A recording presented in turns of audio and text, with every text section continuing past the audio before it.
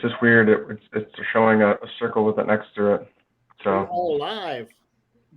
Live. we're What's live. happening, All everybody? right. I am coming to What's you. up, Spray Wash Land? I am coming to you from a nondescript hotel room somewhere in Jacksonville, Florida. So I'm coming to you from some nondescript, same location as last time. In our I special forgot how guest, boring hotel life is. I am here in Southern California. Beautiful Southern California. So and Yeah. for those of you who don't know, Eric Tower, Eric came on to talk about this mess with the small engines in Southern California. And Eric is very active in the industry. He's one of our advisors with Spray Wash Pro. He is you're a board of director with the PWNA, aren't you? Yeah, I was. You're a PWNA board. Finn says, "Hey, Papa." Hey, Britt. Hey, Finn. So proud grandpa moment there. And I mean, I know you're very, very active in the industry, and you've got a really amazing business. You're primarily commercial and hoods and windows, right? Yeah, all commercial. Yeah, we primarily do flat work, maintenance cleaning for sidewalks, and then additionally we do some kitchen exhaust cleaning, and then storefront window cleaning as well. So somebody just said Eric Tower, because sometimes it doesn't list their names if they don't have the app downloaded. But Eric Tower is an effing rock star. So thank you. we don't know who that is yet, but they'll pop up and tell us. But you know what's amazing, and I know that this whole thing, Corona affected a lot of us differently, but you were one of those guys that really had to, I hate this term, pivot, but you really had to pivot and change, didn't you? Because so I had to cut a lot of my staff, almost all of it, and then I had some things going on that I needed to stay very profitable with, some investments and stuff. So I was on the truck a lot during the whole COVID stuff. Now I'm back off the truck, of course, but it was crazy because we lost like 75% of our business, and then it came back now, but actually we're still not where we were. Back as well. We're getting there. By the end of the year, by the end of the year we will be. So they literally, as soon as they turned back on the economy, if you will, or lifted some of the restrictions, we kind of doubled business within like a month and a half. So that was pretty challenging. Yeah, that's hard. I mean, it's hard going from. What were you saying, Dougie? I was saying, did your staff come back? Yeah, I mean, well, not so much. I mean, I just had to rehire and retrain. So. I mean, it's hard going from 11 down to 1. And then it's also really hard going from 1 back up to 10, in 30, 60 days. I mean, that's yeah. Especially if you got to retrain all of them. That sucks. It was a lot of work, yeah. So that was HD Washman that called you an effing rock star. Oh, yeah. He's a homie. So you're at the forefront of this. You are talking about so really, the good and the bad. I know a lot of us. I want to go back to your business here for a minute. So many guys, talk about I want to get into commercial and I want to do this and I want to do that. But I mean, so you've seen it though firsthand though, how bad the impact of a worldwide pandemic can be whenever your state shuts down a certain sector. Because I mean, you're doing mostly retail, storefront, hood cleaning, and that whole sector of your business got shut down because they shut all the restaurants down, right? They didn't shut them down. We had a lot of to go. We had a lot of to go guys, a lot of to go clients, and then some of them pivoted into like putting in drive-throughs and stuff around the shopping centers and stuff. So that actually gave them some more revenue than before, which is kind of crazy to think about. But things changed too. I mean, even recently with the Delta variant that popped up, that kind of kicked them in the nuts a lot. So they're still going on a lot of challenges with the employees and everything else, the shortage. So Right. it's still happening, but it's definitely coming back. So I thought my business model was kind of bulletproof, at first, because It's a it good thing revolved to around. learn, even though you don't want to. Yeah, Yeah. but Yeah, it was when you it was assume. different. So So did California do like a lot of the other state, or because California seems to be intense in a lot of these things, and to me, in my mind's eye, they go overboard on a lot of stuff, just like what we're going to talk about tonight with the small engines. But what did they do as far as making everybody stop business and stop work? And I mean, how is it? Was it just because your commercial clients shut down, or was it some rule or some law that California threw out there, or what happened? Yeah, mostly because a lot of businesses didn't do so well financially. So when they're not doing financially, they got to make, immediate cuts. Yeah. So, instantly they, cut us. We were one of the people that got cut. So out of all their vendors, they still gotta stay open and keep the lights on, of course, but, to keep their, stores, their operations going, they don't actually need to have their windows clean. They don't need it. It's more of a luxury and an image thing. So people are a little bit more understanding if your windows are dirty and your patio's dirty, if you're going through a global pandemic. So and not only that, but also if they're switching more to drive-throughs, then they don't necessarily need the storefronts cleaned as much. Yeah, exactly. A lot of to go and everything too. So yep. And they're probably bringing stuff out to the people that are outside waiting. Yep. Yeah, exactly. A lot of DoorDash and all that stuff. That got shut down there, moved to Florida. I don't know. Florida's a nice place to visit, but. So the small. We think the same thing about California, though. I still remember there was a I think it was a pistachios commercial, and it was hilarious because it was like, oh, everybody knows the best fruits and nuts are from California, and it had just some pictures of California people out there. So that's what we think about your legislation sometimes. And they're wacky. It goes on. Well, it's amazing how much California affects the rest of the world, really, if you think about it. So when you get your things from the power wash store, your pressure washer, and you get the gas tank that comes with it. I mean, all the gas tanks are made to meet California's stuff. The only state in the union that makes them do that, kind of a thing. So it's kind of they have the sticker. Or you see not legal in California. That's when you're getting the good shit. Yeah. Yeah. Well, if it's not legal, generally it could be a little bit more dangerous, or it's just that they don't want to obey by putting that little sticker on all their products in order to sell them. So, but it's the 8th largest economy in the world, and we have 40 million people here roughly. So it's a hell of a market. So it's the little things you got to kind of deal with to play in a big market, I guess. But it just depends on your how you look at it. So.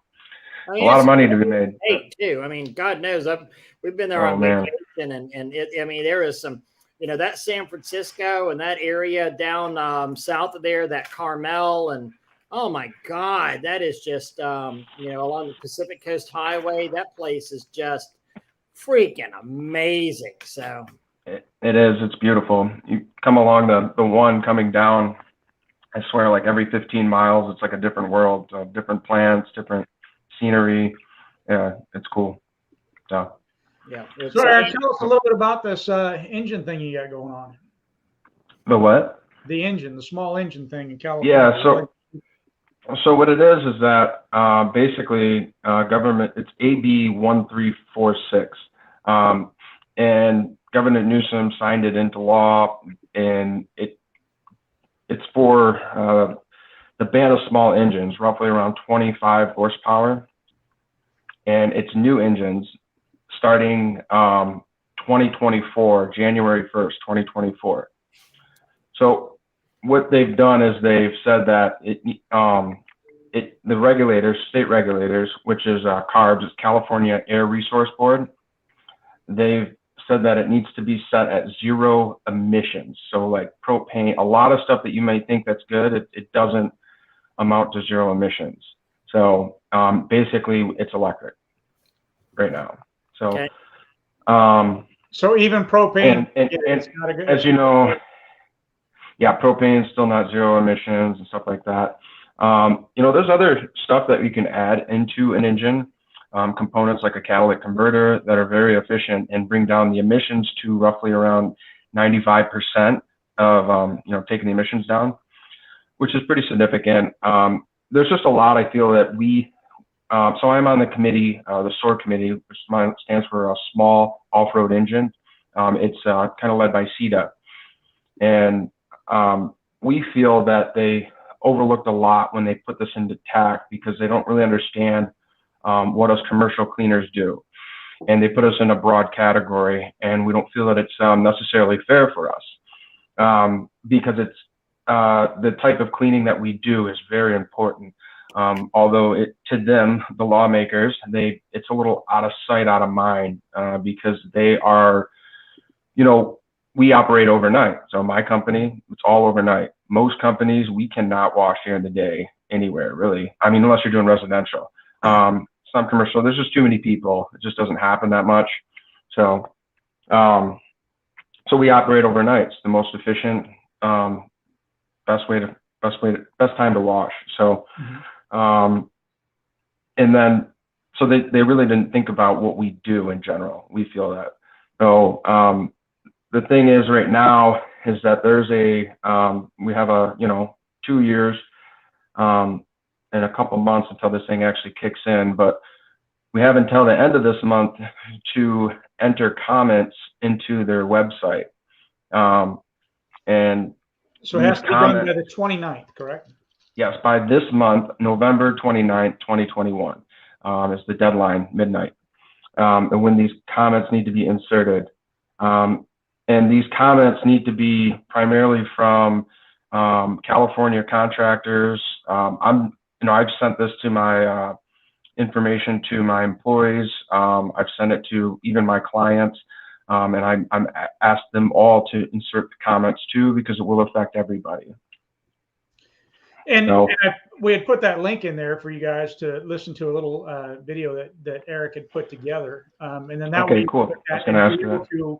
To click on that, especially if you're in the California area. But even if you're not, especially like we were talking a little bit earlier about if you are a vendor for California at all, this can greatly impact your business as well.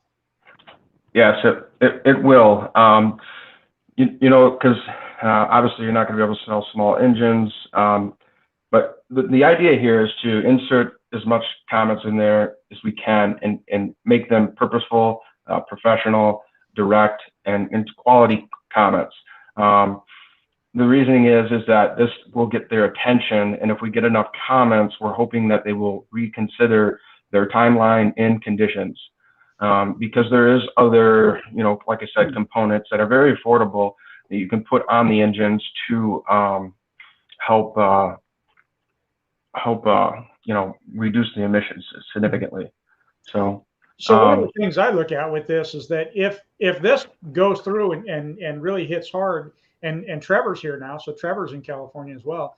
So yeah. I mean, if this hits hard in California, there's no reason that it can't spread to other states as things go along. And so it will. Everything, people are kind of, you know, arrogant, if you will, about it. You know, no offense, but they think that it, you know, things don't. But if you look at history, everything, it does start in California. A lot of it does. You know, I don't agree with a lot of it, but it's just the way it is. It's the way it's always been. So. Well, one of the things that we can do if we're not in California, if you have friends that are in or family that are in California, you could bring it up to them and let them go and do that. I think it doesn't necessarily hurt to have comments from outside California, but for the most part, like Eric's saying, most of that should come from inside California. Right. Yeah. Yeah. And from what I've seen, when I submitted my comment, I didn't directly see anything to show that they would know that it's actually going to be something from outside of California, you know, I mean, all you do is you You submit don't have your to put in your name, address or anything. your email and stuff. No, they didn't even ask for a zip code. So Eric, let me ask you this question. Is it banning older engines or just engines? No, it's new sale of engines. So this is And this this is just the start. So we're hoping that, you know, they can reconsider terms for our specific industry. You know, the power washing, it's so small. You know, a lot of these guys, they go into, say, a Home Depot per se, and they look around and they're like, wow, weed whacker, that's electric. You know, power washer, that's electric. You know, all this stuff's electric already. You know, why are we still using small engines? Right. The primary thing that brought this all up was certain studies that were done. And I think in the state of California, we have roughly 35 million small engines in the state. And when they ran tests and how much emissions were put off by a small engine, they tested it for 1 hour, basically, a small engine. I don't remember how big a small engine. Obviously, it's got to be something under 25 miles or 25 horsepower to be kind of coming up with this this ban. But it put off the same emissions for running for 1 hour than a Prius driving just like 1,200 or 1,500 miles or something.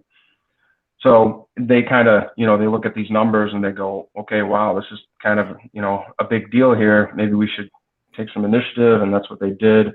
But that Prius can't heat up water to 180 degrees and shoot it out at 3,500 PS freaking I, can it? Right, yeah. And, you know, there's a lot of people are saying, you know, we got electric pressure washers, stuff like that. It's like, cool, you know, 3-phase motors and stuff like that, but you know, what are you going to use to power that thing? Yeah, like, that's what I was going to say. Like, what are you going to, we don't have outlets to plug it in, and there's things like that are in commercial facilities and stuff. It's just, we're not ready, you know, and it's going to hurt a lot of people. It's going to cut down frequencies. The price of this, even new technology for this, it will go up significantly. Yeah. So. Absolutely. I mean, you know, one of the absolute best pressure, and in full disclosure, one of the best pressure washers that I own is a Hot Seat electric. And it's an electric, but it still fires diesel. So I'm assuming that's not necessarily going to make it past an emissions ban. But right. And I used it for whenever we used to do hood cleanings. Yeah. And it was great because it would flow out about 3.5 to 4 gallons a minute at about 2,500 PSI, which again, amazing. And it would get up to steam heat on there. I mean, I had a steam bypass on there, which was amazing for hoods because. Yeah, that's perfect for hoods. Yeah. You know, put a turbo nozzle on that thing and you could most people, I mean, so whatever you put in a restaurant, you have to pull back out either through a floor drain or a trash can, you know, and recycle that water. Exactly. Yeah. You know, as opposed to pressure washing outside 8 gallons a minute all day long, because it's going to go in the ground, percolate, and done. Right. It's a huge, you know, issue in restaurants, and I love that. However, I would hate to try and do a driveway with that pressure washer because it sucks. It cannot turn. I mean, we've tried it. We've tried small surface cleaners on there. It will not turn it. It's very much a specific machine, and people don't realize this. To operate effectively, efficiently, all the ways that we need to be, you know, professionals and have profitable businesses.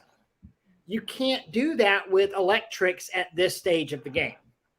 Right. But I think in their mind, they're not worried necessarily about Eric's profit, which they should be. And they're also not thinking about, okay, if we go, like, let's say, for example, you got to come up with an electric version of this. Just like you were saying, now you have to increase you're not going to do that with 110 volt.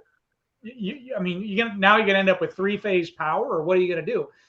All the extra emissions need to be created to be able to put out all that additional power. And it's not just for pressure washing. We're talking about small engines across the board which I assume is going to be lawn mowers. It's going to be weed eaters. It's going to be. Yeah, it is. It's a broad category actually of lawn equipment, pressure washers, and generators. So one thing about generators, particularly, they were able to get their category kicked down the road. I don't think lawn care, lawn equipment might get some. I don't know what they'll get, but generators did get kicked down the road to 2028. So that's good for them. You know. So why can't you take the verbiage that they use to get kicked down the road? Well, okay, so generators, particularly, a lot of people, we do have blackouts. I mean, I don't experience them where I'm at, but other parts of California do experience blackouts. So when you have individuals without electricity, they're not able to, say, keep their medication, going. They're things that are keeping their hearts ticking, moving. So they need electricity for emergency and life-saving devices, basically. So that's why they got theirs kicked down the road. So what are they going to do in 2028, 18? They still got to take that into account, the whole blackout of things. So are they going to provide everybody with batteries that sustain a long charge, and they can use that as a backup? But I don't know. I guess they got a few, 6 years to think about that, I guess. Well, let's also be real frank. The people that have whole house generators are probably a fairly well-off lobby, and people who, the average guy doesn't have the whole house generator. They start at about $12,000, at least for my size house. And you probably have a decent lobby of those people who are wanting, I don't want I think my lawn guy should have to use electric, but dear God, I should be able to have a natural gas generator in case my power ever goes out. Anyway, there's a lot of that happens. Right. You don't want to fool the rich people's oxes. Right. I'm thinking a tunnel, where they used to do the tunnel between Mexico and California and all that. Doing one where we can bring generators and we can bring yes. Oh, it's gonna happen, man. This is gonna make such a black market for stuff. It was like so. And that's basically what it's gonna happen, and they're not gonna be able to enforce it. So it is what it is. I mean, their bigger picture is like, all right, well, we're making a big dent into what really is existing. So that's their motive. Gene just mentioned this. I mean, it's crazy how many large pieces of equipment are technically small engines. I mean, absolutely. Hell, an 8-in Ford was only about 20. An 8-in Ford was only about 20 horsepower. My Kubota that I have, my freaking new diesel emission Kubota, it's a 33. Well, it's a 33 horsepower tractor because it's a 3301. You're gonna have both. Yeah, so I don't want to. Like I said, the broad category includes lawn equipment, pressure washers, and generators. So farming equipment, construction equipment, it is exempt. So, but when does a lawnmower become farm equipment and vice versa? So that's what these comments are about that need to go in there. And there's many other organizations beyond CETA, like lawn equipment. They have their own organization. They've got a few, and they're all trying to stay active and motive and trying to inform these individuals in how to build out their their next steps of actually coming up with a criteria about this, a solid criteria, and putting it forth. So. That's what I think it's December 8th. I think it's December 8th is when they're actually having a hearing in Sacramento. I might be going to that public hearing and where they can hear comments and stuff like that. So crazy. Such another important reason to be active with PWNA and CETA and true trade or not-for-profit trade organizations that are out there and can represent us in the industry as a whole, because we don't individually necessarily have the ability to fight this or the finances to fight this. But then when we collectively, we've really got some power there. Right. Yeah. The lawmakers, they tend to talk to the non-for-profits before anybody else, and actually only the nonprofits. I'll tell you what, they like to listen to. Dean O'Neill has an amazing idea right there.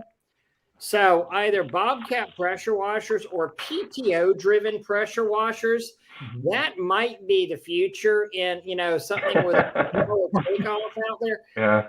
I mean, let's you just get a 26 horsepower and up, Yeah. Well, you're going to end up going with a larger motor. Using a lot more fuel and stuff, but so we're going to increase the emissions and but think about that. If you had a power takeoff, because I mean, hell, our internationals come with the power takeoffs on there, our international 515s, and then that's a real common option. Oh, bless you, Doug. Bless you. Probably got a second. Common option on the Isuzu NPRs and the other Isuzu models like that, and hell, run you a power takeoff to your pumps on there to run the pumps, and it might be whatever you do. Let's not let Paul Cassander in on this, because you know what's going to happen. He's going to take a large motor, hook up 2 pressure washers to it, say, "There you go, problem solved." Exactly, and then everybody else done that already. Then everybody else in the industry will copy it and say, "Hey, look what we invented! Look at what I came up with." Yeah. Right. Not that anything ever gets stolen in this industry. Harry actually has a great idea. It'd be great for the mobile contractor if they could ban homeowner small engines. Only professionals can operate them. Then it would all win. And that's why we want to kind of get our comments inserted, and actually CETA is taking the initiative to actually get in front of these guys, because they don't understand. Like I said, it's out of sight and out of mind for them. They don't see us washing the streets. They don't see us cleaning the dumpster pads, doing the dirty work, because it all happens overnight. Like anybody that asks me, like, how are the wash water regulations? And I always tell them, well, what goes on between 7:59 a.m. and say 8:01 a.m. is completely different. And what I mean by that is that's when they're clocked in and people start maybe saying something, but I've been stopped. I've had pictures taken of my guys overnight myself of, people thinking that we weren't doing what we're supposed to, and like all my reclaim systems out. My guys are, putting the wash water into the, vegetation, everything's staying where it's supposed to be, obeying by Clean Water Act and everything. And people still throw this stuff out, and, we still get, citations and stuff. I've never had a citation that was, say, an amount of money or anything, but they were just more like warnings. Right. I know that's a hallmark of the company that purchased mine. They're very hardcore. Our trucks come outfitted with these new Alcodas with 1,000-gallon reclaim tanks, and the hot water that run on the clutch system, because they're hardcore about, whenever your company is as large as that, they're pretty damn hardcore about the following the laws and stuff, because the fines become exorbitant the more you step up. And it's like the first fine is, okay, so you're at $5,000 fine, then you go to a $10,000, and then a $25,000, and then all of a sudden $100,000, and then a $250,000. Right. And no matter what size your company is, I mean, a $250,000 fine stings a little bit. So, guess what? You're going to start, when we always had reclaim equipment, and it was like, yeah, sure, we got a vacuum here, but the new company's much more hardcore, about that.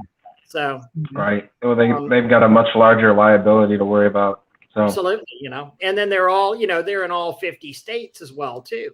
So John Tornabene saying that's what he does with the 37 horsepower engine running 2-pump. Paul Cassander gave it that 12 years ago. Yep. It really is a workaround that actually, if you think about it, doesn't even really make sense, because now you're actually putting out more emissions. Than your engine. Right. Yeah, and that's not something that they're worried about.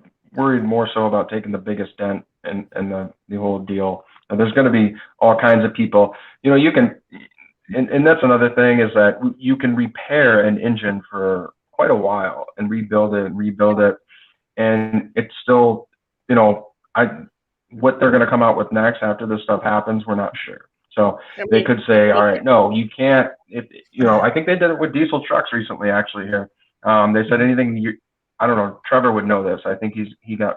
I don't buy any diesel trucks, so, but I think they can't be any more than 10 years. And then if you sell them, I think you're not even supposed to sell them in California. You have to sell them out of state or something like that, from my understanding. So they might do that progressively with engines. I don't know. I'm not too sure. So let me understand this.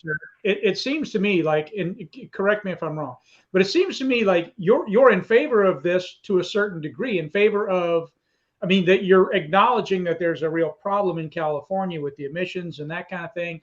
Just, am I on the right track there?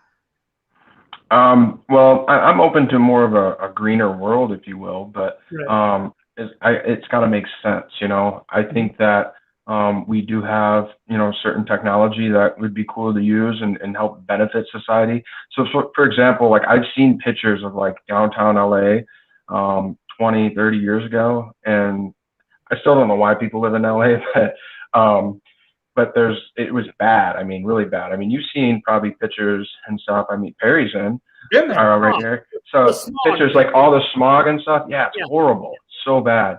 And I just, you know, it does create a better livelihood for individuals. So they put a lot of emission restriction, or not restrictions, but guidelines. Like every 2-3 years, I think every vehicle's got to go through a smog test. It's got to pass all these. It can only put off so much emissions.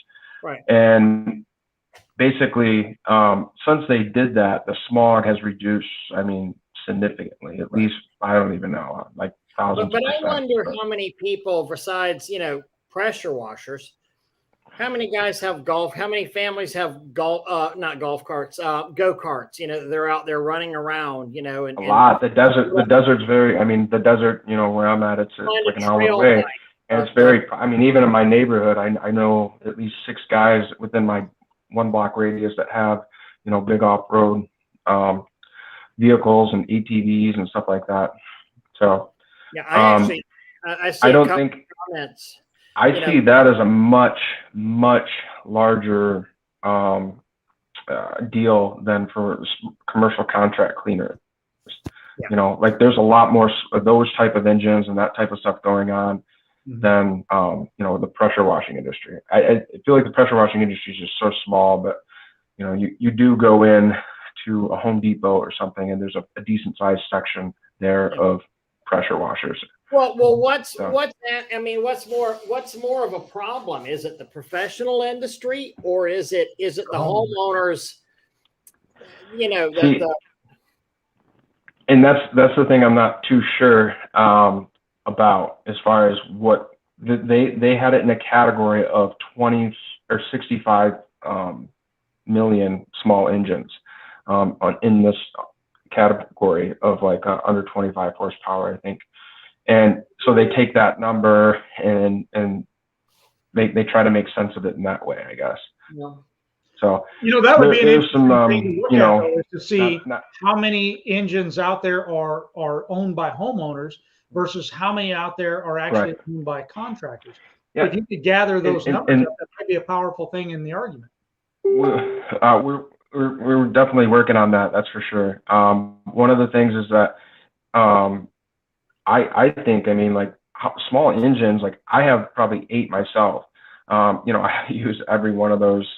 I mean, not even once a month, you know, but I mean, some of them are just sitting for a few months, but, and then how many GX390, how many cars, you know, what's that? How many GX390s do we as contractors, you know, have? I mean, just, I can think of whenever Crystal Clean came in and bought me out, and we were unloading, you know, crap that I sold to them, you know, to take to Jacksonville to upcycle and to recycle. just of spare, GX 390s and 240s. I probably had 10 or 12 of those sitting around on various, sitting on what's the hell, the pump, the Comet, the Comet pumps that I threw 3 of them away because they're not new, they're crap. Old pressure washers. They're that is one of the most, and like you said earlier too, though, that's an awesome engine that's easy to repair and it really will last forever. So, right.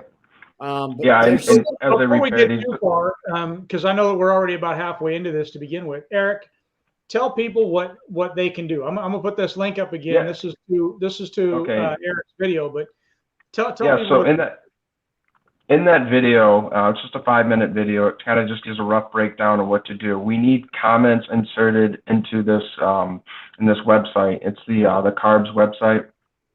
It's very simple. You just type in your that video will tell you everything.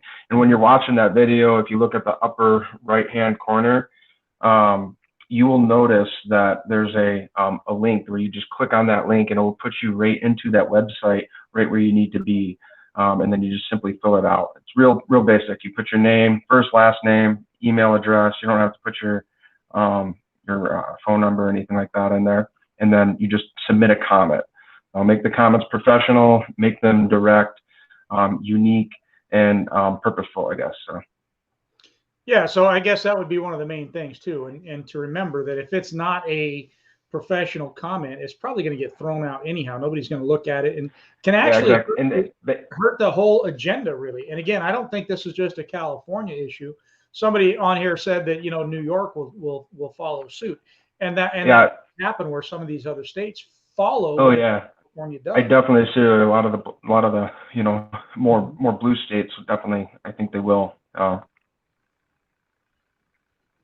Yeah. So, and even if you're not in California, but somebody that is, it would be a good thing to reach out to them and see if they can make a comment to it.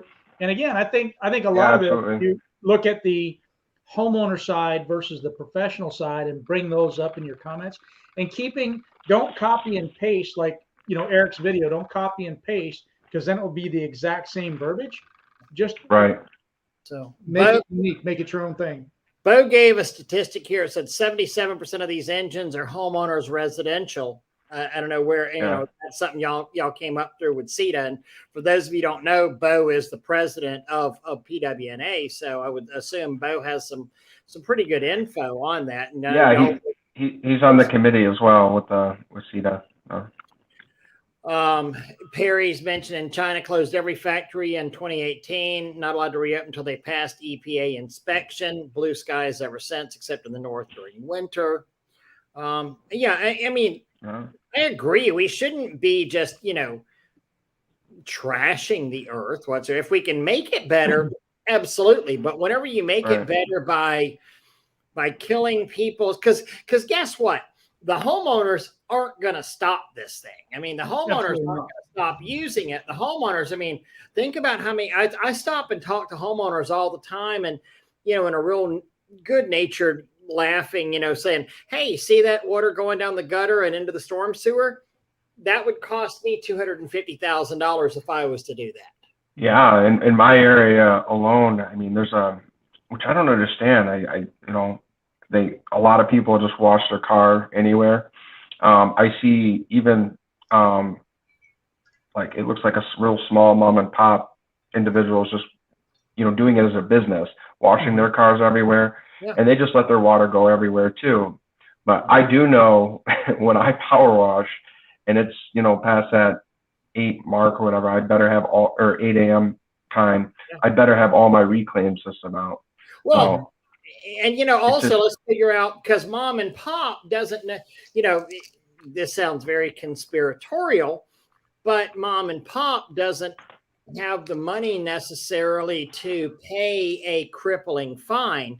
But Eric Towers' company can pay a crippling fine because you're just going to work, mom and pop, the unlicensed handyman or something, when we've always talked about, we should license pressure washing. Okay, what happens when the guy who's doesn't have a license, get busted, and is given a fine, well, he goes out of business and opens up as another name because it's not really his major source of income. Well, it's not even that though. I mean, I talked about this before in the past where this had to do with the home inspection industry when I was a home inspector many, many years back.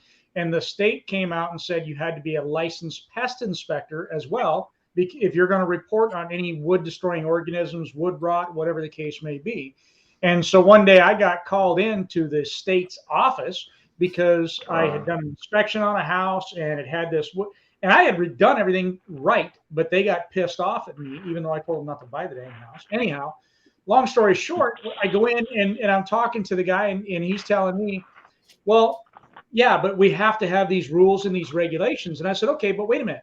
We got this guy over here that's not licensed, and he goes, oh yeah, we know all about him, but we can't do anything about him. And I'm like, why can't you do anything about he's not licensed. He's not following the rules. He doesn't have a license like you do.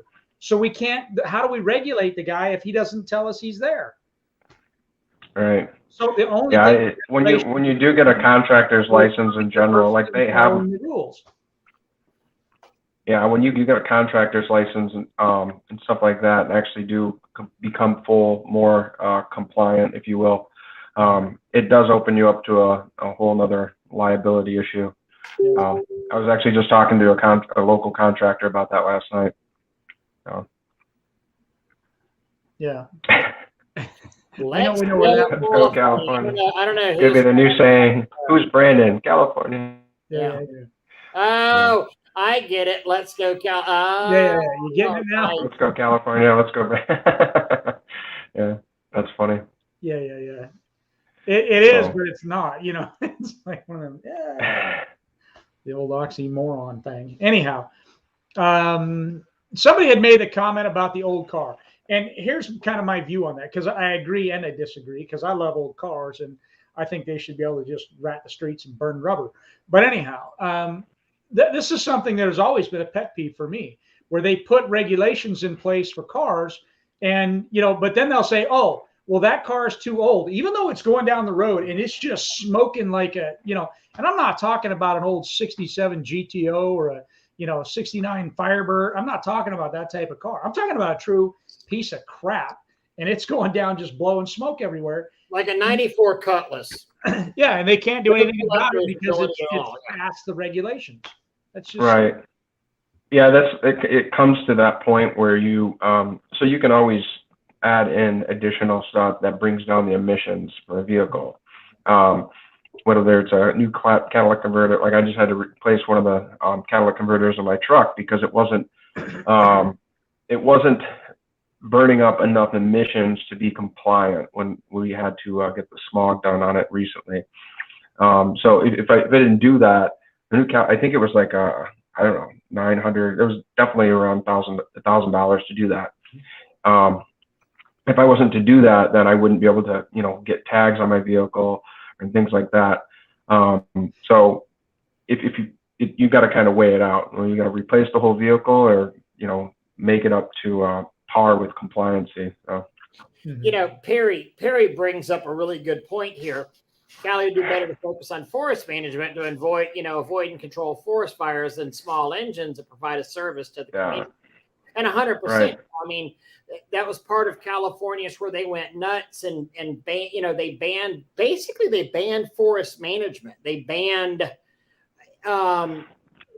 controlled burns. They banned cutting in some areas, and it's something here in the Southeast that we figured out a long time ago. We have to burn our forest. In fact, we even have like a fairly endangered tree, the southern longleaf pine, that it does not germinate until it has been in a fire at some point. That actually makes the tree turn into a germinating tree right there.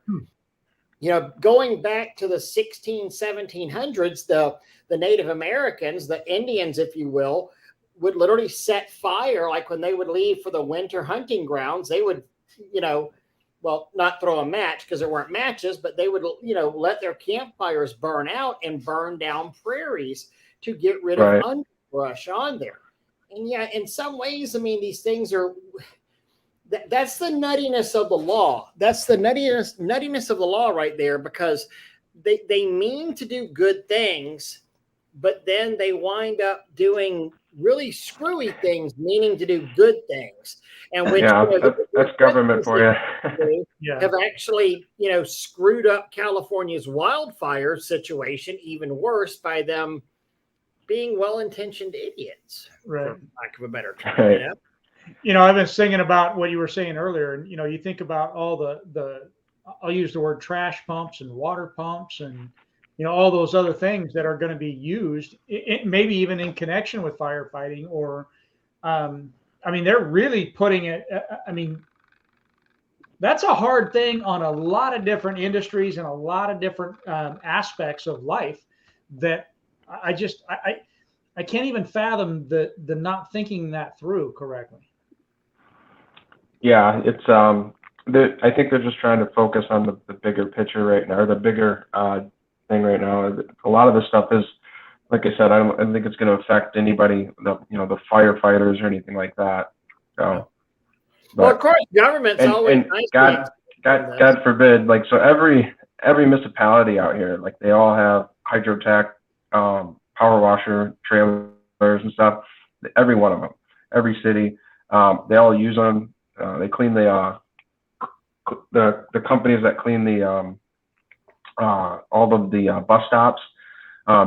They all have obviously pressure washers too, but none of them use the reclaim systems at all. Never. I've never seen one ever in use, but I've seen a lot of pressure washers being used by municipalities, stuff like that. So they just exempt themselves from it, and then they say, hey, you guys got to do this. Yeah, I mean, and they do it very, very, very hypocritical. I will talk about a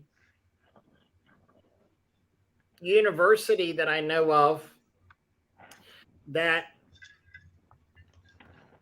if somebody who may have a contract there was to drop any water into their storm sewer area, they would be immediately fined and really run into severe penalties, and possibly even to the point of losing a contract. But it's okay for employees of said college to pressure wash with zero mitigation purposes, zero mitigation efforts whatsoever, and literally discharging into the same storm sewers that we are absolutely, So here's and I don't know who this is because it's just a Facebook user, but Eric is my right-hand man when it comes to administrating anything. His future is making a difference and our industry is bright. So you got a fan out there, Eric. And that might be John T. I don't know. I help him run that Facebook group. This is an interesting one right there. That's and I'm not against enforcement. I'm not against government overreach whatsoever. But maybe truly you look at the enforcement in the wrong light. And Righteousness is sitting here saying they should find homeowners for using people to pressure wash without the proper. That's the majority of the people that are obviously doing this. Exactly. Those of us who have the proper paperwork should be exempt. I don't disagree with that, I fully agree with that. If you can prove that you've got the training and you've got the resources and the know-how and the equipment that Eric has and all that, I have it and I use it. And, then if you're caught not using it, then you get your fines and all that kind of stuff. Exactly. Aside from that, And well-intentioned idiots. Yeah, it's 100%. Wild West is, we've seen this time and time again throughout the pandemic of the rules for thee. I think that's what you're saying is, but not for me. For thee, but not for me. I mean, we've seen that. How many governors and representatives and people have we seen flouting masks? And your governor, flouting. Yeah, our governor. Yeah, we tried recalling him and it didn't happen, but. But God, did you see we tried pretty hard recalling him? Larry Elder being number 2 and garnering as much vote as he did as a Republican in your whacked out liberal state. There is hope, brother. Yeah. You know what? And here's a go. I haven't read this full way through, but America exported industry for quality of life. It works. Absolutely. I mean, that's why America is the shining city on the hill. That's why there's migrant caravans wanting to come into America and leaving Honduras, Guatemala, Mexico, blah, blah, blah, blah, blah. And they're not going to Costa Rica, first off, because they probably shoot you if you have 3,000 of you coming across the border there. But, you know, if USA wanted to be the brains of the world, export pollution production, times have changed over the last few years. The ideas of nationalizing production again. Yep. Yeah, we need to bring back some of it. So why are they banning small engines? Well, California is banning small engines starting in 2024. Anything under, what was it, 24 horsepower is now going roughly 25 horsepower. It's 19 kilowatts, which is roughly 25 horsepower. And what it is, it's a broad category that includes lawn equipment, pressure washers, and generators. So it's not in general all small engines. It's just on those three things as of right now. Now, is it for the industry or is it for like? So I don't know what you mean by industry. Like, is it banned to be sold to me as a pressure washing company, and will Home Depot or is it banned? It's banned a pressure washer, or is it banned across the board? That's the thing. They don't have it nailed down, and that's why it's really important that individuals make comments on the CARB's website, and that way it kind of brings it to their attention. The 8th of December is when, and I think it might be the 10th too, and they're going to have a public hearing, and then after that, I don't recall what the timeline is, maybe a month or so after that, then they will actually come up with some more structured facts, like structured ways of moving this forward. So a timeline and more criteria, I guess you could say. Bo's saying it's for everything, so I'm assuming Bo's saying it's for all small engines. Yeah, but farm equipment's exempt. Yeah. Construction is exempt. So this isn't a pressure washer anymore, as much as a high pressure crop waterer. So it's not what now? Let me ask you this, Eric. It's not a pressure washer. Where on the CARB website are you going to find something like that? Doug, hold on. It said it's not a pressure washer. It's a high pressure crop waterer. Right. Yeah. We can just change the verbiage on it, and they're like, hey, it's good to go. I seen a comment earlier. I was like, somebody put like, okay, well, you just change the sticker on it that makes it more of a higher horsepower. Well, ironically, you say that. No one's going to check into. In my where I live, Tallahassee, Florida, there is actually a black market, oddly enough, for duck hunting. We've got two different lakes that you're limited to less than a 10 horsepower motor, right?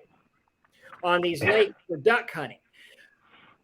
A Honda GX390, which you can buy those, make it, do it yourself mud motor kits for about, it was $400 a few years ago. Hell, probably $800 now.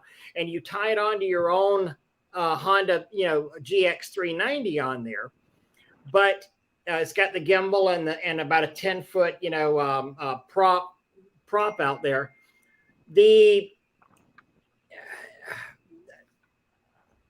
Those are 13 horsepower motors. So you can actually buy 9.9 horsepower stickers to put on your motor to make yourself look legal on those lakes that, you go onto. And it's like, well, is that a, 13? No, it says 9.9 on there. Look at the sticker, yeah. You told me it was 9.9.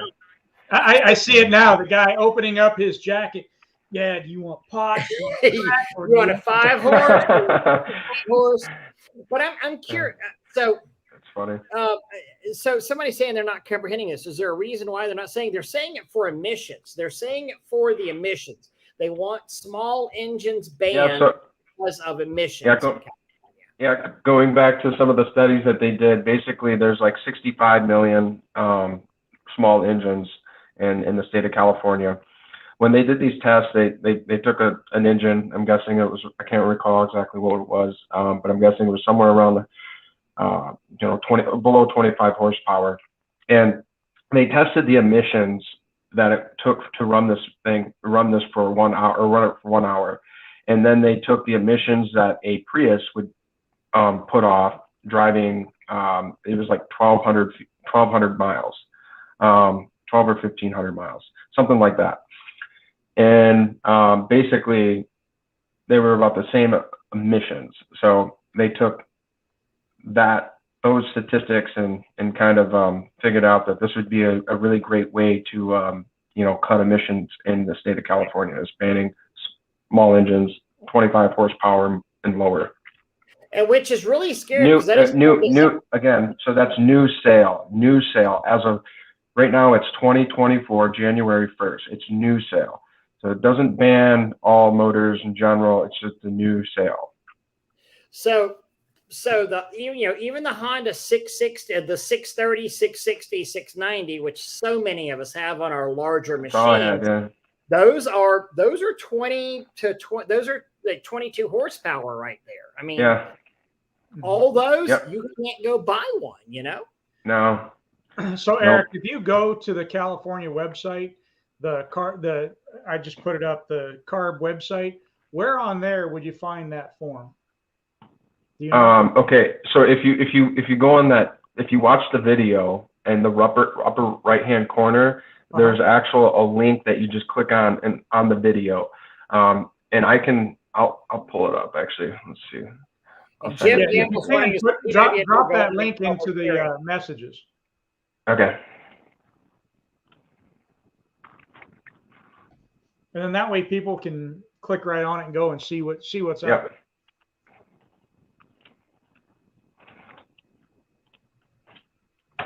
Okay. Got it. And Gene, I expect you to take me out on your boat tomorrow. Or well, maybe not tomorrow, the next day. You just have to bring it down to the Keys. Take me and my wife out. Okay. Yes, new sales and manufacturing. Mm-hmm. So. All right, so that's it. Righteous Standard, I appreciate this vid. I live in Cali, and I just finished building my rig. This is so disappointing to hear, not to mention I can't do much work now because of the drought. And now those smack my head. Well, luckily you've got till 2024 because actually you're sitting on a gold mine right now because they're not banning the engines. What they're doing is not allowing new ones to be sold. Correct, Eric? That's correct. Yes. So in other words, buy the heck out of them. Yeah, right. And pimp them off on the street. Oh. So I wonder how, actually that's an interesting thing. So just to throw somebody under the bus, if there were somebody named Carl Passander and he were to open up a Wower Wash Pour in in California, and he bought just a crap load of engines, they would no longer be new engines coming in when that rule kicks into effect, and he could then sell them, right? Yeah, basically, I mean, I guess anything that's manufactured after, Right. 2024, January 1st. Which already messes up the supply chain even more, though, if you think about it, because we've heard. I'm trying to decide the best way I can say this. So if Honda can't possibly get their allotment of engines that they've promised because of supply chain issues into America, and let's say it was reduced by 40%, and I'm just tossing that number out there of what they usually bring into America, because remember, they've been hit by supply chain issues as well. So now all of a sudden people go in California say, screw it, I'm going to go stock up, and we're already having supply chain issues. Mm-hmm. Screw it, I'm going to go buy a bunch of GX 390s and buy a bunch of 660s out there. So I have, all it does is wind up screwing stuff up even better. So, well, that's kind of where I was going with it, where you could, I mean, you could buy a whole bunch of them. And if it's just that if the engine was manufactured after this date, well, now you can take all these new engines, you can do whatever you want with it. Plus, like Eric was saying earlier, you can rebuild the heck out of it. They're actually, I think in a way, when you think about it that way, they're doing more harm than good, because now I can rebuild this old engine. I've got to work harder to keep this old engine going. And this old engine's just going to put out more and more emissions, where if they had a newer engine, at least it wouldn't be as much. Yeah, right. Kind of funny how that works, isn't it? Yeah. And that's the thing, because it could get to the point where there's where we test the small engines too, and they're seeing where they're. I don't know where it could go. I'm just saying. Well, what happens is there is components catalytic. Well, there is catalytic converter. My 390. The muffler. Yeah, I'm sorry, Eric. We have just enough delay to we're talking over each other, but the muffler rusts off my GX 390 because I can't go and get a new one out there. So screw it. I'm just going to keep running this loud sumbitch out here, and even though it's putting out more and more stuff, I'm going to keep doing it because I can't buy a new one. I'm sorry. Now go ahead. Yeah, I don't know where they're going to go with the final end of this, but there are components, as I mentioned, that you can put on your machinery to reduce emissions significantly, 90% and more. So. And I'm sure, I don't know, I don't know. I'm sure the PWNA will fight for it. I don't think the PWRA, no idea. I don't think they're really a not-for-profit. I don't think the other one is a not-for-profit, but PWNA, I'm sure they will. That's kind of why we're sitting here talking about this. And we see Jim, Bo, commenting on every other one there. I couldn't imagine. I don't think the DUAMCC could muster up enough personnel for a decent circle jerk at this point. Was that my outside voice? I'm sorry. Gosh. How about legitimate people? How about that? Anyway, I think some of those organizations, I won't say the name of the ones that probably have dead people voting in it, but the PWNA truly is a good organization to begin with. So it is definitely. That's an interesting thing right here. The California electric grid is already overloaded. Gas engines are just gonna, if more people are plugging into the electric grid for stuff. Yeah, you're just going to make them use the generators. That's definitely something that's a concern. That's for sure.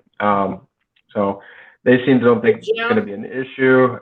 It is overloaded. And then going back to about the PWNA, it is a great organization. I've been here in the state of California, and I've been on, the board. I've been very active in the industry. And myself I never even heard about this until it got passed into law. So, there was stuff that went on prior. We were not aware of it, nor was it brought to our attention. But we are making efforts now to, I know the PWNA is making efforts. I myself is making efforts. CETA is making efforts. There's efforts that are moving forward to try to help this. So I don't know the timeline of when this all started going out and where the hearings were, but we weren't really notified of anything else. We would have moved into it. So the vice president is actually here in my backyard, Ty Ebanks. He's got a $6 million a year company, big company. And the vice president of the PWNA, he didn't hear anything about it. So we had individuals on the board that were, here in California that still didn't hear anything else. We would have done something, or they would have done something. So Gene is saying, just don't want to discredit the PWNA at all. They definitely, they do their part, I think, in the industry. And when we find something that we can, or that they can do for, in their position, they do to try to make their efforts to, move forward on different things. So. And I think that's where it's an important distinction between the two. Like the PWNA is a not-for-profit, Spray Wash Pro is a for-profit. Each side can do things a little bit differently and react to things a little bit differently to try to make and to work in unison to make the industry better as a whole. And I think that's important, especially as things like this go down, and if there's anything that either side can do to help, turn those tides a little bit, working together is a good thing. And, and it's problem, Doug, you won't be able to get parts of the old engines. Some Facebook users, conversion kits installed on engines, they reduce emissions substantially. But even with that, that's not what they're calling. But that's not what the law is saying, that you can have an emission reducing thing. They're just banning a taken thing. Well, that's why we're trying to get this moving forward as far as like, right now we're telling people to submit their comments, educate the lawmakers that there is components out there that we can add into our equipment that do the engines to make the reduction of emissions down significantly, not zero, but significantly, like 90+%. Some of it's like 98%. And to do this, homeowners, that's one thing. But you're going to be hurting small businesses. It's a great industry, and we employ people a living wage in California, with benefits and everything else. So it shouldn't be overlooked, and they should definitely reconsider their conditions and timeline on this for our particular industry itself. Homeowners, okay, do your thing, but you really need to focus on humanity things as far as keeping our streets clean, health and safety, keeping the jobs here. I mean, think about it, if they couldn't pressure wash streets anymore. I mean, hell, I remember last time I was in San Francisco, which was a solid 6 years ago before it really got into its downfall that it's going now.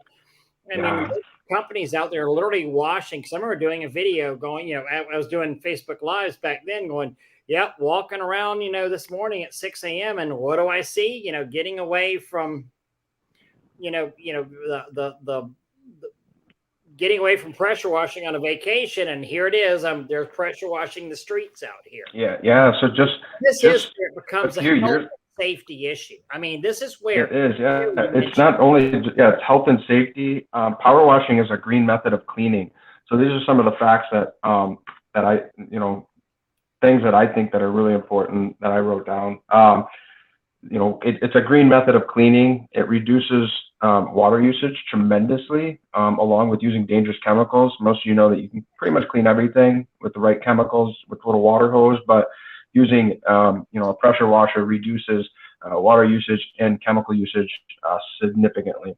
It also it helps us obey by the Clean Water Act. We need to be able to run our reclaim systems and stuff like that. And, we don't want to get our waterways to get nasty. But in 2018, actually, there was a hepatitis breakout in San Diego. That was pretty, I don't know if you guys maybe heard it on the news or not, but a lot of it, the way they tried to, they put up hand washing stations and stuff like that, but they went in and cleaned the streets up and stuff like that. And it wasn't just homeless people that were getting hepatitis. It was actually, people with jobs and stuff just walking the streets regularly. They ended up picking it up. But anyway, power washing was one of the things that they used to combat that. Isn't California one of the ones that they don't, you're allowed to just go to the bathroom wherever you want? Yeah. So, if you're homeless, you got a whole set of other rules that a lot of other people. You're allowed to walk to Walgreens and steal as much as you want, as long as it's under $1,000 and they don't prosecute you. Yeah. Well, I think Walgreens pulled out of Sacramento or San Francisco area in general as a whole, just because. Yeah. So pretty wild. I don't know that one apparently. Oh no, it's horrible because they literally the San Francisco DA has decriminalized thefts until up under $1,000, and they've got multiple videos on YouTube of guys just walking in with trash bags into Walgreens and CVS's and just tossing their trash bag full of just under $1,000 worth of stuff and walking out the front door. They won't be arrested. They won't be ticketed. They won't be jack shit, you know. And unfortunately, these guys then go and sell this to a store that I dare say is typically Arabic owned or Indian owned. And, you know, like a convenience store, and they pay money for stolen stuff to put on their shelves. But let me understand. A lot of it's on Facebook Marketplace too. A big solution to this whole problem. Okay, so if it's under $1,000 and you steal it, it's not really theft anymore. Okay, so in California's eyes, and in 2024, they're banning the sale of new engines. So the way to combat this is to walk into Lowe's and Home Depot and walk out with pressure washers that are $999. That way you're not over that $1,000 cap. Just go take them to the warehouse, wait until 2024 and start selling them. You're going to make money. Stock up now. So I'm sure you're excited. John is going to talk to you later this week. Awesome. Maybe you'll get on the Ron and John show. Oh, sorry. Oh, it's the outside voice again. Part of that circle jerk. Sorry, I'm a little spicy. That whiskey, man. It'll do it. And you know, I'm drinking the Japanese scotch tonight, so that'll match. Oh, that's good. Got some of that myself too. So yeah, what's up, Tommy? Hope you're doing well tonight, buddy. Bo said Raymond does that from what I hear. I don't even know Bo, and you're a horrible person. Who's Bo who? Is that Bohu or is it Boohoo? Oh man, I love me some Bo. Bo is good people, y'all, and he has this industry, you know, truly at his heart. So, agreed. You know, that's a good question. Somebody's asking. So, what engines with mandatory conversion? Because it still won't hit the zero emissions, right? Yeah.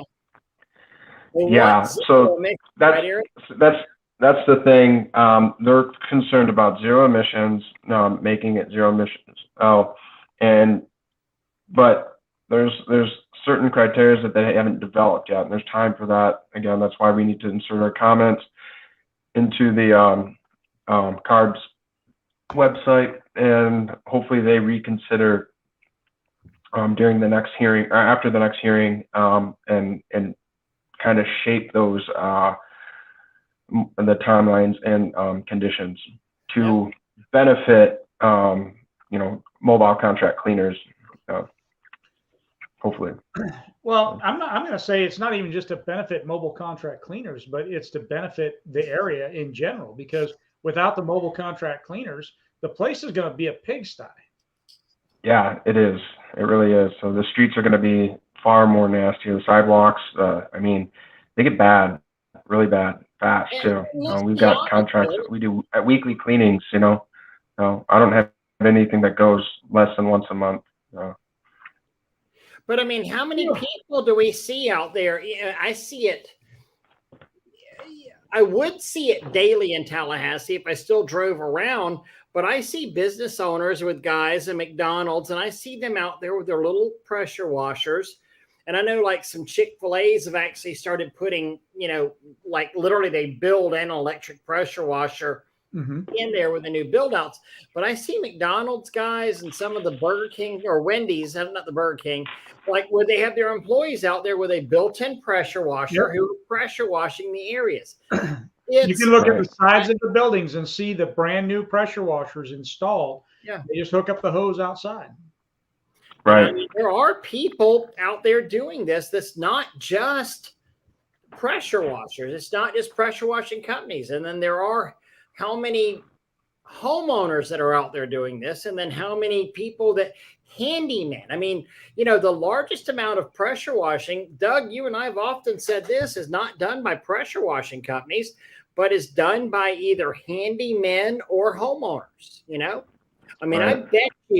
I bet you if you did a nationwide survey and said there was, I don't know, $100 million in cleaning done a year, pressure washing done a year, and there's actually more than that coming to think of it, but let's say there was $500 million of pressure washing done a year. I'll bet you half of that is either done by non-cleaning companies, meaning homeowners or handymen that don't consider themselves a pressure washing or cleaning company. Because you know what I say, Ray. Opinions are like what, and everybody has one. Assholes, yeah. Pressure washers. You're right. Everybody's Right. got pressure You washers. Yeah, know, I think a lot of the power washing, I don't think that gets done that much. Maybe by homeowners, yes, but as far as out here at least, as far as like restaurants and stuff, unless they have a storm drain and on their property, but a lot of them do outsource it due to the water usage. So I don't remember how many years ago it was, but there was we're always kind of in a little bit of a drought, but here in Southern California, particularly, we had a pretty decent sized drought, and they were starting to, basically said that, all right, you guys cannot even turn on your sprinklers, or if you turn on your sprinklers, it can only be on certain days and certain times and stuff like that. And they started regulating that. But so a lot of clients that I had, my business doubled during that time because they had individuals that were, employees that were, using pressure washers and stuff during the daytime, and they couldn't do that anymore. They started getting fines. So then they had just asked me to do it, and it was just all overnight after that. So I was out of sight, out of mind. And it's kind of good for me, I guess. My business doubled, but I mean, there's always going to be people that are going to, try to get around the system. Themselves, yeah. So, You're looking at the. So what's Honda 27 horsepower electric start? So while Ray's doing that math real quick, here's that link again. This is to Eric's video. I encourage y'all to look at it and kind of, especially if you're in the California area or you know somebody in the California area that can maybe join in the fight, so to speak. I really would recommend it because I think it affects more than just California, or it will eventually affect more than just California. Yeah, I think it definitely will. So. And I don't know how much, but with like, say for example, they're actually considering about banning the new sale of gasoline engines here in California by a relatively short period. I think they said like 30 or something like that. So if that was to happen, that would shift. California is such a big market, it would literally make the whole country have to transition because they're not just going to make vehicles that are going to be gasoline and then electric. It makes more sense for the manufacturers to just do everything electric and be done with it. And the amazing reality of what it takes to build something like that and using fossil fuels to do it. I don't think they really look at any of that. That's the reality. You can't build all these electric vehicles without using fossil fuels to build them. Right. So to answer the question here, according to the Google machine, an electrician talk, 3 horsepower electric equals 5 horsepower gas. So if we had a Honda 390 GX, which that's roughly a 13 horsepower engine, that would be 15 horsepower gas versus, so that'd be a 9 horsepower electric. That's a big effing electric motor right there. Let's think about our boosters that are 1 horsepower. A 1 horsepower booster bogs down a 6,000 or a 5,000, a 5,000 kilowatt generator. So if you're running that, then you also get the problem too. They say, well, if I switch it to 220 or 240, right? So the 220 runs at a different hertz because like all of Australia, and I'm very good friends with Nick Hopkins over there. That runs at a different hertz level than American 240 stuff. So their boosters, their 1 horsepower boosters, is running at a little different cycle that they hook into 240, and they do not shoot as far as our 1 horsepower boosters that we can hook up to the 120 on there. The hertz rate is different. Right. But so think about it. So a 3 to 5 conversion ratio, you're talking 2.5 horsepower booster to equal the power of a Honda GX 390. And you're still going to get the PSI conversion. Yeah, the three-phase motors is typically what they're going to need to use. Oh, and you're still not talking. How do you? I mean, a 3-phase generator? Oh, for the love of Pete! What do you? I mean, really? But at least generators are exempt. Yeah, until 2018. So we can just buy buy generators all the way up until 2018 to power our electric pressure washers and. You mean 2028? So then we're talking about more equipment and still using the same carbon You are footprint. meaning 2028, not 2018. What is it? 2028. Yes. 2028. Service classified as an emergency service. We did that in what was it, Houston a few years ago, when Houston was facing its drought, and we said, hey, pressure washing is an essential service. Pressure washing is an essential service, and they got exempted from the whole ban out, and they had to go and fight. I mean, you and Doug, I think you and I were there. We put in some public comment on that. Yeah, absolutely. Cut in small and requiring amount of amps, everyone in the grid, still burning the same emission. Well, yeah, you're right. I don't know who this is, but yes, you're correct. This is the problem here. I don't know, but somebody called you professional. I thought that was great. Who, me? Yeah, you. I'm not a professional. Yeah. What are you talking about? I got to bring it up because I think it's funny. I can't find it though. I'm unemployed. Correct. Oh, here it is. Here it is. Wait a minute. There you go. Hey, Raymond, I caught your circle jerk remark. Not professional. My bad. Yet we greatly apologize. We're sorry we offended you, and all that kind of stuff, right? Sorry you were offended. I'm not sorry I said that. I'm sorry you were offended. Actually, honestly, I'm really not sorry you were offended, because I mean that every bit of the way. There you go. Anyhow, so let me do this, Ray. Eric, this is up to you because we're already an hour and 22 minutes into it. Normally, we don't keep our guests about an hour or so. If you want to hang, I don't want to overextend but this is a good conversation. I think it's been a good thing to learn and listen to, and to understand what's going on. And it is, yeah, I agree. I can kick it with you guys for a little bit longer. I can bring up, this information again, if you'd like. I don't really see who's coming and going. So yeah, we don't really either. So the StreamYard, the way it works, like we don't see a lot of the comments that are there. Like sometimes it shows us the number of people watching, and we already know that it's not correct. And we get comments, man, how come you guys didn't say anything about my comment? Because we didn't see it. Because we're on several different channels, or however you want to look at that, and so we don't see everything.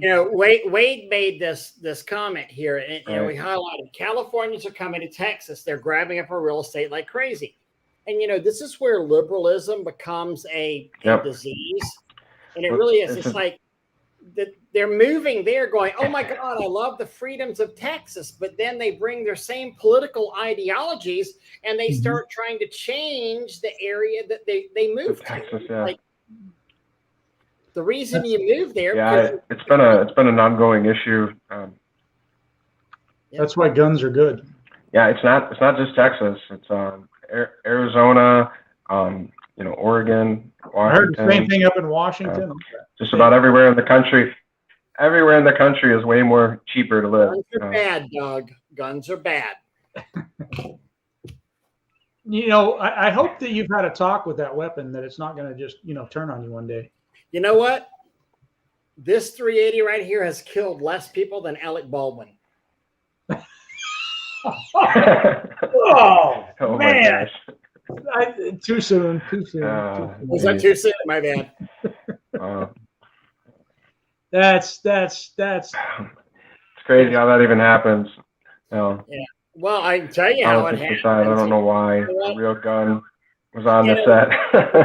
An actor, but yeah, how they could have something like, and that's not the first time that's happened. I will say I can be an actor, but I actually have been an actor in. I mean, my previous life I was, and I tell you what, I would never trust anybody to hand me a weapon and to point it at somebody. And again, I would absolutely clear it myself. You know, and I don't mean to be an asshole here, but probably the real irony is that Alec Baldwin is such a liberal douchebag, anti-gun person, to where he shot. And God bless that family, and I feel so bad for them, and what a horrible tragedy. But he's also been such an anti-gun douchebag that it really becomes ironic that he shot and killed somebody. But I would never, if I was an actor who was on a set and had to handle weapons, I would get qualified to clear my own weapon and say, okay, this is a blank. This is what a squib round looks like. And I would check it before I ever pointed at anybody. Yeah. How can you, I mean, I don't understand how that happened to begin with, because if you put a gun in my hand, I mean, I can look at that gun, I would rack the slide just a little bit and know that it is actually, I mean, I would want to do that personally, because this isn't the first time. I think it was Bruce Lee's son that was killed. Yeah, Brandon Lee. Yeah, it was killed under the same circumstances. And yeah, it might be 1 in a million, but still. I don't even get how there's live rounds on a site, but yeah. And that is true. I mean, think about, Tommy sitting here talking about Alec Baldwin's a hypocrite. That wouldn't have happened to John Wick. I mean, have you ever seen Keanu Reeves training with guns? Keanu absolutely. Reeves is a freaking beast out there with it, He is always training. Yeah. It's true. Getting us off the small engine topic, but yeah, so just so you guys know, the ones that are joining in, maybe new, maybe not, but California is banning small engines, 25 horsepower and below. It's the new sale, and it has to do with engines that are manufactured or sold into the state by 2024, January 1st. So they don't have a complete outline of details on who this is going to affect the most and stuff. So what we're trying to do is submit comments into the I'll post up the website here again, but it's the CARB's website. So make your comments meaningful, unique, and direct.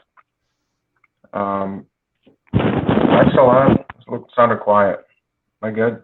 Yeah, you're on. You guys hear me? Absolutely, yeah. Okay. So it got really quiet there. No. You can go above 25. Yes, absolutely. There's no, but that's why we were saying earlier, you could go above 25. You run 2 different pressure washers at the same time. Which is really ironic, because in the bigger engine, the more it's just messed up. I mean, to think about it. So what's worse if literally I ran 2 pressure washers off of my International 515, coming off of a PTO, or I ran a GX 390. I don't know. Right. But that's if you look at it, that's something that I could see happening. You're taking the engine that you have on your NPR or whatever, and just letting it sit there and idle, and it's actually running a PTO that runs a pressure washer. And is it really better in the long term? I mean, I don't have the answer. I don't know. Well, you're not really letting it idle though, because I mean, you've got to run that damn 3. You have to idle it up a little bit. I mean, you've got to disengage and run it up to keep pushing that. But on the better side of that, I guess you'll be able to push more than just one pressure washer, and you can push a much larger pressure washer with something like that. I mean, who's the guy that everybody's been making fun of because he's shooting 6 or 7 stories off the front of his NPR or something like that? I mean, it's kind of a joke anyhow, but still, I mean, he might be onto something more than we realize. Yeah, spraying bleach everywhere. That's also the guy that has the $99 thing on this. Yeah. Whatever. And the joke nonetheless. But I can do 120 houses in a day, so I'm making. And I don't have to look at any of those balconies while I'm spraying. I don't know the story. Oh, just a guy that was in a lot of the groups, and he literally his van, his NPR box says any house $99, but then he wants to talk about how he makes $20,000 per apartment community. But it's like, dude, you've literally got your truck says any house $99. I mean, stop. Yeah, that's very misleading. And he's hooking on. I think it's an NPR, and he's talking about how he's using the NPR to run his pump through a PTO. And there's nothing wrong with that. I mean, PTO pumps, they're awesome, Yeah. But the problem too is that yes, he is spraying 6 stories in the air, whatever. But I mean, the cloud coming off of that of bleach is like the nuclear cloud. Yeah, I mean. I can't even imagine doing something. Yeah, we might. Not a busy street and all that. Might have to just start reconfiguring our vehicles to run our pressure washers. Literally might, Somebody said diesel small engine. I have Eric. Is there anything about diesel small engine on there? So the terminology is it's gas-powered equipment using spark ignition. So it could actually be a diesel engine. Hey, Wade, good luck with your job. Hope so it's. Take care, Wade. Tommy, I agree, and join PWNA. And you know what? PWNA and CETA are going to get out in front of this. I truly believe they are. So what were you getting ready to say, Eric? Yeah, they are. CETA is definitely taking a pretty hard movement in it right now. So. I thought you were going to say something. Sorry, Eric. So what does CETA actually stand for? That is a Clean Equipment Trade Association, correct? Exactly, yes. I was saying CETA is making a pretty hard move and trying to help with this as far as, giving us some type of wiggle room with what they're trying to make happen. If y'all haven't been to the CETA/PWNA Power Clean show, it's actually pretty freaking amazing. I mean, we've all been to power wash store events. Very cool. Coming up in January. I'm an owner. One day, after I get a freaking location in Tallahassee, I'll have one. But we do our January event. Paul does his vendor showcase. By the way, this year that is when is that, Doug? Early in January. Yeah. So the Power Wash Store event that's going to happen, the 2022 vendor showcase that we're referring to, that is going to be. I'm trying to remember. Oh, it's January 10th and the 11th. So somebody had asked earlier about when should they show up. January 9th is the time to show up because everything starts January 10th and the 11th, and then you go home on the 12th. And then we've got Mike Michalowicz, what dude? Michalowicz, yeah. First, he's the keynote speaker. Yeah, is literally the guy that wrote Profit First. Yeah, is going to be the keynote there.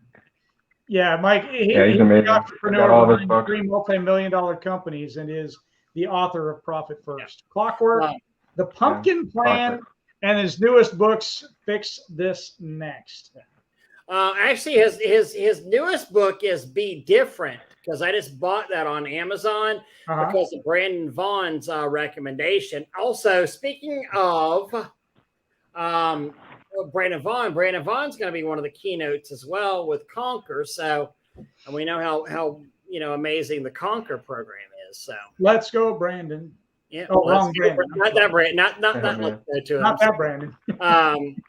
No, that Brandon's okay. So, Yeah. what day should a book flight to come to that event? That event is, Doug, you just said the days. The 10th and the 11th. I would definitely be in on the 9th. Fly Yep. in on the 9th. Absolutely, because that is two Okay. action-packed I'll be days. there. Awesome. I always love hanging out with you at those things. Tommy is That's a saying, double-edged sword. Looking forward to it. you got a backflip. Being sanctioned is a double-edged sword. So I need to see Eric do the What? backflip off the bar. Which you got kicked out No of? backflips. Doing that? Got to retire that. Yeah, I saw the video. Yeah. And somebody there was a bunch of women saying how cute your butt was too at one of those things. Yeah, I don't know. If Oh, man. We had that scandal online recently about what a cute butt Eric Tower had. Yeah. Oh, man. Oh, Eric's Making me been- blush over I here. think there wasn't there a some sort of a little poll going on, or a little backside There betting? was. Counting the freckles. Is that what it was? Paul? There we go. I have no idea what you're I talking love about. it Rolling coal with a small diesel engine, but no gas. Makes sense. It really does. I mean, think about that. It's Absolutely. a small. Well, you didn't think you'd find yourself in the middle of Yeah, right? Mm-hmm. And I'm sorry, and I want to apologize. I know that somebody said I wasn't professional because of making the circle jerk comment about the UAMC, and you may have been part of it. I apologize. I do not mean to cast aspersions that anybody may or may not be part of the UAMC circle jerk, no matter how small it is. So there is my apology to you, sir. Was that sincere enough, Doug? All right. That was I totally got it. The sincerity of your comment was But- duly noted. That It will be in sincerity. the minutes of our next meeting, and yeah, Thank you. definitely. It looks sincere. Yeah, it Sounded- was sincere. It sounded sincere, and I believe that I have to breathe in, breathe out. Kids, I've got a 5:45 managers meeting that I actually have to be in person to tomorrow, not just like on a phone call sitting in my PJs. And I got to get on a plane. Wow. You're going to Key West, aren't you, I brother? am going to the Keys. Yep. You know what? The thing about it for me, Nice. going to the Florida Keys tomorrow, the best part about it? I am literally, and you know how we all use the word literally wrong, right? So I'm literally using it correct. I am literally taking the most beautiful woman in the world with me, and the most amazing woman in all of God's creation with me. And so that to me is the most amazing part of Key West. You're going with my wife? Wow. I leave town for 4 days and you're taking my wife on vacation. Hey, you know what? Sorry. Oh my gosh. No, it's so Gene is saying he'll be there at PWNS, and then PWNA will actually PWMCA X13 J12 will be there February 24th. So at the end of February, another chance to get to Yeah. Orlando. Mhm. Absolutely. Yeah, absolutely. If you've never been to the Power Wash Store event before in Orlando, it is really a good time. And Gene is saying, sorry, Doug, I'm going to Georgia hunting this weekend. You'll have to find your own boat ride. Look, dude, I don't need you. I just need your boat. That's it. Love you, brother, but come on, just leave the keys. Leave the keys. We're good to go. Bingo. There you go. Yeah. Well, Doug, I hope you have an awesome time. And Eric, thank you, by the way, so much for coming on. We really appreciate your time. And Yeah, you bet. for the industry. Thanks for having me. I appreciate you guys. I don't live in your crazy ass state, but as somebody in the industry, I appreciate you You're awesome. doing this, Mm-hmm. Absolutely. To be So, fair, I'm from Michigan. So I've only been here for about 12 years now. You what's that? Yeah, was that? he's from Michigan, so Yeah. No, you were talking and I was talking at the same time. So I said, what did you say again? I was just saying I'm from Michigan, so to be fair. So There you go. I'm not a born and raised loony. You're not a Californian, but you could be with the blonde hair. But then I see the Michigander come out, through you. So yeah. You fit the California. And you were just in Michigan. I saw you with your brother there at a wedding. Was it? Yeah. I had a sister that got married this last Saturday, and then another sister that got married last month. So been going back there quite a bit, at least recently. People don't, and if I'm getting too personal, tell me to shut the hell up. But you are early 30s? I'm 36.